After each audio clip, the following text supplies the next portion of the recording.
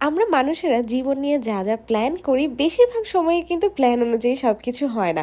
আজকে আমার সাথে সেরকমই একটা ঘটনা ঘটলো, সবকিছুই তোমাদের সাথে শেয়ার করবেন। হ্যালো, আসসালামু আলাইকুম everyone, this is Lamis and welcome to Lamis and Shovon's. ঢাকায় কিন্তু কয়েকদিন ধরে প্রতিদিন সকালে প্রচন্ড বৃষ্টি হচ্ছে, তবে কিছু করার নেই। বৃষ্টি মাথায় নিয়ে আমি আর শোভন বের হয়ে পড়লাম, যেহেতু আমাদের ডক্টরের অ্যাপয়েন্টমেন্ট নেওয়া ছিল। বৃষ্টি হলে আমাদের চলাফেরা একটু সমস্যা হলেও আশেপাশের পরিবেশটা এত সুন্দর লাগছিল, মানে আমি কি বলবো, এত সবুজ আর এত স্নিগ্ধ। আর সৌন্দর্য কিন্তু একা উপভোগ করার জিনিসটা তোমাদের সাথে শেয়ার করার জন্য কিন্তু আমি কিছুটা রেকর্ডও করে নিয়ে এসেছি। আমরা যখন ডক্টর দেখিয়ে বের হয়ে যাচ্ছিলাম তখন কিন্তু একদমই বৃষ্টি ছিল না, আর ওয়েদারটা এত পারফেক্ট ছিল ঘোরাঘুরি করার জন্য। শোভন আমাকে বললো চলো তোমাকে ঘুরিয়ে আনি কোনো জায়গা থেকে। আমরা কিন্তু নর্মালি সকালবেলা একদমই টাইম পাই না ঘোরাঘুরি করার জন্য, কারণ শোভনের হচ্ছে ওয়ার্ক ফ্রম হোম।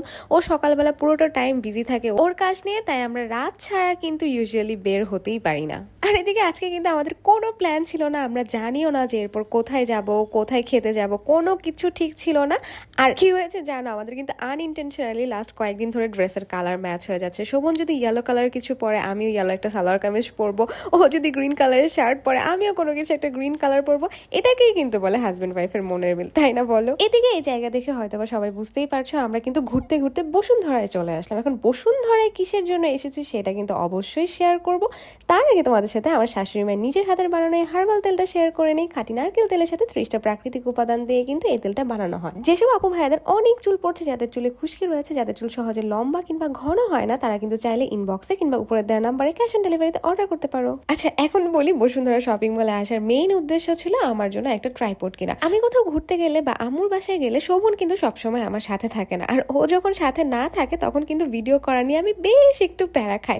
আর এই প্যারা থেকে বাঁচাতে ও কিন্তু আমাকে এই জিনিসটা গিফট করলো, কারণ এটা যখন আমার সাথে থাকবে আমি যে কোনো জায়গায় ইজিলি ক্যারি করতে পারবো আর ভিডিও সুন্দর করে ফেলতে পারবো। আমার জামার মাশাআল্লাহ এই সবকিছু নিয়ে এত ভালো আইডিয়া আছে যে কোনটা আমার ধরতে ইজি হবে, আমার ক্যারি করতে ইজি হবে, আমার হাইটের সাথে সুন্দর মতো ম্যাচ হবে, এই সব চিন্তা ভাবনা করে মিনিমাম 20-30টা দোকান ঘুরে ফাইনালি এটা কিনেছে আমার জন্য। শোভন যেহেতু আমাকে এত সুন্দর একটা সারপ্রাইজ দিয়েছে, এবার আমি চিন্তা করলাম বউ হিসেবে আমিও ওকে একটু খুশি করে দেই। আর আমার জামার ফেভারিট খাবার হচ্ছে চিকেন। চিকেন দিয়ে সব খাবার হচ্ছে ওর পছন্দ।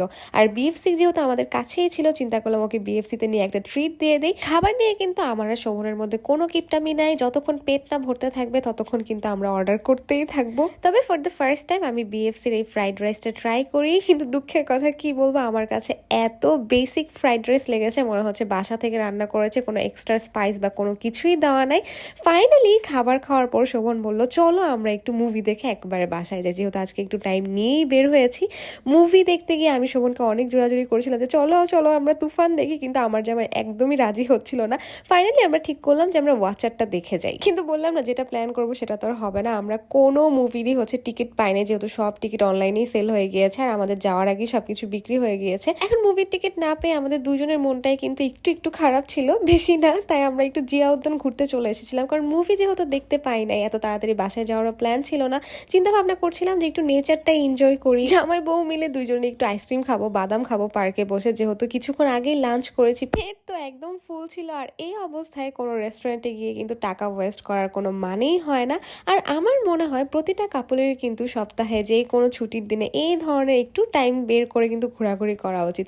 পাশের পার্কে একটু হাঁটতে বের হলাম, বাদাম খেলাম, এগুলা কিন্তু আসলে রিলেশনশিপের জন্য খুবই দরকার। বাই দ্য ওয়ে, শোভন কিন্তু বাসায় এসে ট্রাইপডটা ইউজ করলো ওর অনলাইন ক্লাস নেওয়ার সময়। সো আজকের মতো ব্লগ এই পর্যন্ত, কেমন লেগেছে তা অবশ্যই জানাবে। Thanks for watching, tata bye bye, আল্লাহ হাফেজ।